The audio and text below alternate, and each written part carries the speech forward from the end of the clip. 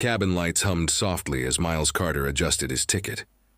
To everyone else in the boarding line, he looked like any quiet traveler. No designer suit, no entourage. Just a man in jeans and a dark jacket carrying a worn leather briefcase. No one here knew that the same man had just signed a billion-dollar contract shaping the future of global aviation. Hook. They judged the passenger, but not the power that came with his silence. Miles preferred it that way. Since founding Aviation Systems, a company that built flight navigation software for nearly every major airline, he'd learned that anonymity often revealed more truth than fame ever could. Today's flight wasn't business, it was observation. He wanted to experience what ordinary travelers did when no cameras watched. At the counter, the gate agent barely looked up.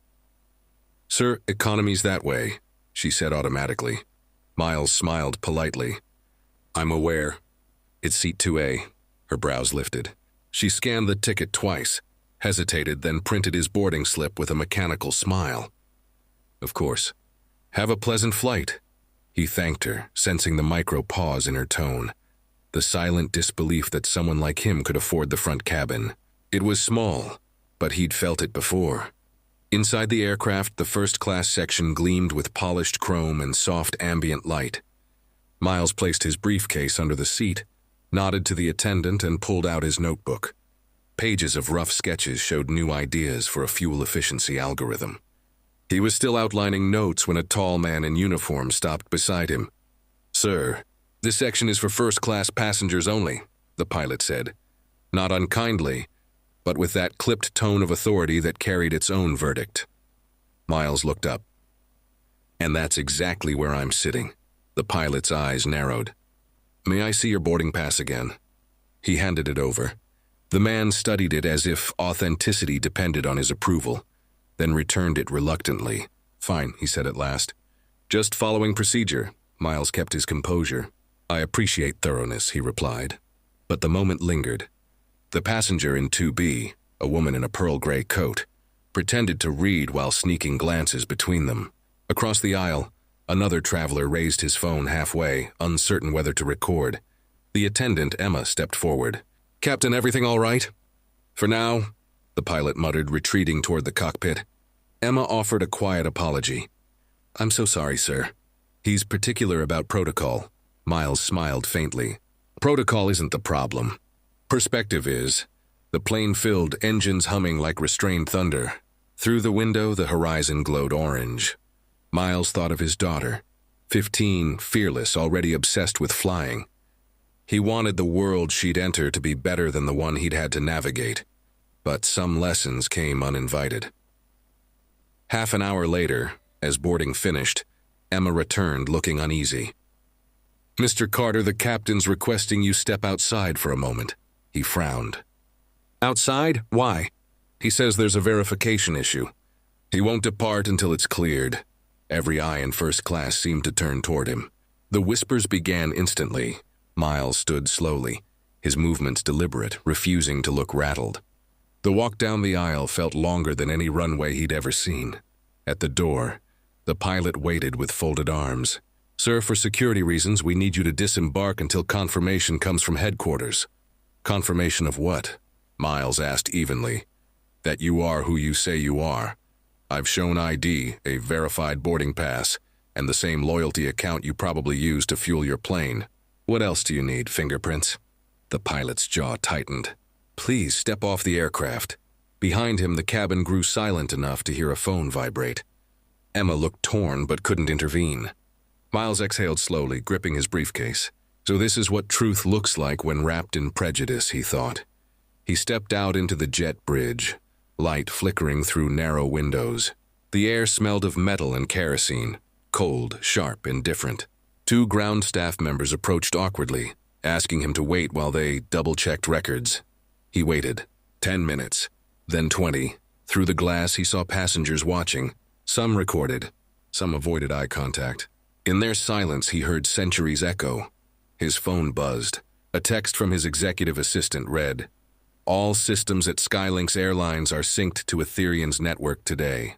Want me to flag anything?" Miles typed back one line, "Not yet. Let's see how far ignorance flies." The gate agent returned at last, cheeks flushed. "Sir, everything seems fine. The captain just wanted to be certain." Miles nodded, voice calm but colder now. "I see.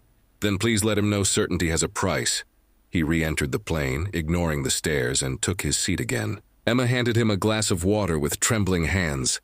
"I'm really sorry," she whispered. "It's not your fault," he said quietly. "But it is someone's." Outside, the jet engines roared to life. Inside, something far more powerful awakened. A quiet resolve sharpened by humiliation. Miles opened his notebook once more, writing only 4 words beneath the sketches. Ground them with truth. As the plane lifted off, so did a storm. The captain didn't know yet, but by the time they landed, the sky he ruled would belong to someone else. The rest of the flight passed in uneasy quiet. The captain's announcement sounded polite enough, but every syllable dripped with authority. As though reminding everyone who commanded the sky, Miles Carter simply sat back, eyes on the clouds beyond the window, mind already moving faster than the jet itself. He wasn't angry anymore. Anger burned out quickly. What stayed was precision. When the plane touched down, passengers applauded half-heartedly. The captain stepped from the cockpit, smiling like nothing had happened. Miles met his eyes just once, steady, unreadable, and then walked past him without a word. Outside the gate, a young man in a gray blazer waited, phone in hand. "Mr. Carter? I'm Ryan Blake from your operations team. You asked me to meet you," Miles nodded. "Good. Send a message to Skylink's headquarters. Tell them I'll be joining their leadership call in 20 minutes. Unannounced." Ryan blinked. "Sir, that's the CEO-only session." "I'm aware," Miles interrupted. "It's time they learn who they've been flying with." Across town, the boardroom buzzed with executives and digital screens. The Skylink's logo glowed blue across the wall as the CEO, Brian Hartman, prepared to start. "Before we begin, wait, who just joined the call?" "Miles Carter, founder of Aviation Systems," a voice replied through the speaker. The room fell silent.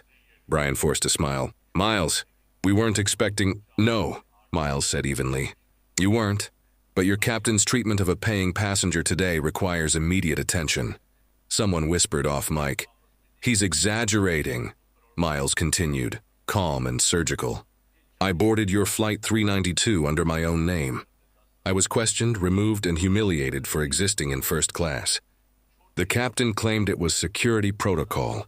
I'd like you to confirm exactly which policy defines suspicion by appearance." The PR director shuffled papers. "Mr. Carter, if we could discuss this privately." "Transparency isn't optional," Miles said. "Your airline operates on my company's software. Every plane in your fleet runs Aviation navigation. And right now, my engineers have the authority to revoke your system license within minutes." Gasps filled the room. Brian swallowed. "That would ground us worldwide." "Correct. So let's decide whether this conversation ends with accountability." Or headlines. The legal officer tried to intervene, but Brian raised a trembling hand. "Miles, please, let's make this right." "What do you want?" Miles looked directly into the camera. "First, an apology, not to me, but to every traveler who's been judged before being greeted. Second, a full investigation into your culture and leadership. Third, a permanent ethics division that reports directly to me until systemic change is proven." Brian exhaled. "Agreed." Miles didn't smile. "Good, because the storm you created just hit the ground." He ended the call. News broke within the hour. Skylink's Airlines under fire after discrimination allegation from Aviation CEO. Clips from passengers' phones filled the feeds. The awkward standoff, the pilot's tone, the stunned silence. Within 6 hours, the video topped 2 million views. But Miles stayed quiet. He didn't need to trend. He needed truth to travel faster than gossip. By evening, the company released an official statement. "We deeply regret the incident aboard Flight 392. Skylinks has suspended Captain Reynolds, pending investigation, and announced new leadership. Oversight in partnership with Aviation Systems." Across social media, the world applauded and debated. Some called it corporate revenge. Others called it poetic justice. 2 days later, Miles visited the Skylink's headquarters himself. Reporters swarmed the lobby, shouting questions. He ignored them, stepping into the elevator where Brian waited, looking smaller without his camera-ready grin. "I read your internal memo," Miles said. "You're implementing the reforms?" "Yes, training programs, transparency audits, diversity hires, we're committed." Miles studied him for a long second. "Commitment isn't paperwork. It's consistency. If you fail this time, you won't just lose contracts. You'll lose public trust permanently." Brian nodded. "Understood." As the doors opened, camera flashes blinded them. One reporter yelled, "Mr. Carter, why didn't you reveal who you were on the flight?" Miles paused. "Because power means nothing if it can't protect the powerless." Then he walked out. That night at home, his daughter Lila sat cross-legged on the floor, building a model airplane. "Dad, did you really ground an airline?" He chuckled softly. "No, sweetheart. Ignorance grounded itself. It just reminded it how gravity works." Lila smiled. "You think people will treat us better now?" "I think some will learn," he said, kneeling beside her. "And some will still need teaching. But every storm clears the sky a little." She placed the tiny model plane in his palm. "Then this one's yours." He held it up, light catching its silver wings. For the first time that day, he allowed himself to breathe. Weeks later, headlines shifted. Skylinks announces Ethereum partnership to combat bias in aviation. Miles Carter leads industry reforms. The captain who doubted him was gone. Emma, the flight attendant who'd apologized, received a promotion to training supervisor for ethics awareness. In a quiet ceremony, Brian presented the new corporate charter. "To justice that flies higher than arrogance," it read. Miles spoke briefly. "Change doesn't start in boardrooms. It starts where someone decides not to stay silent." Applause filled the hangar. Cameras flashed. But Miles wasn't thinking about the media. He was thinking about the countless travelers he'd never meet, the ones who would walk onto a plane without fearing they didn't belong. He stepped outside into the open air. A single jet lifted off in the distance, wings glinting gold under the sun. He smiled. "Let them fly," he whispered.